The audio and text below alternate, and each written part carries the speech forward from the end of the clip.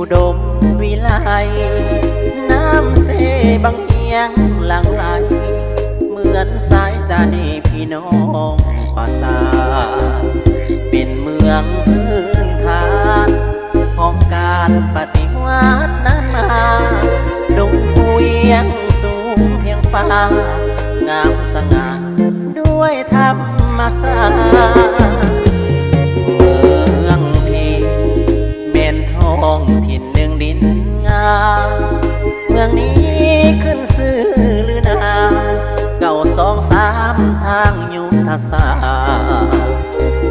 เก่งสามมัดแต่และเห็นน้ำใสไหลสะอาดหัวตาไทยประวัติศาสตร์ลุงสุภาท่านเป็นวิสาอนุสาวรีย์นักรบนิรนามยืนสง่าปราบมารสร้างไสศาสนาทั่วโลกาดังก้องกังวานนำหนึ่งใจเดียวแน่นเหนียวที่ศัตรูมารลำเนาเขตแคว้นทินฐานให้มาผ่านปราบจนโหดวายเมืองที่ภูเขาป่าทุกคนห่วงใจสร้างสาพัฒนาเมืองก้าวไป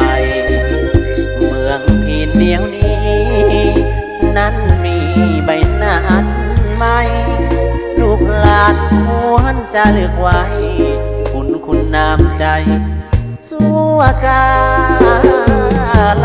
นานสร้างไสศาสนาทั่วโลกาดังก้องกังวานนำหนึ่งใจเดียวแน่นเหนียวที่ศัตรูมารลำเนาเขตแคว้นทินฐานให้มาผ่านบาปจนโหดวายเมืองที่แดนดินภูเขาป่าทุกคนห่วงใจสร้า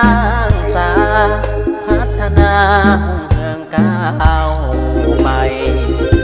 เมืองพินเดียวนี้นั้นมีใบหน้าอันใหม่ลูกหลานควรจะเลือกไว้คุณน้ำใจสู้กา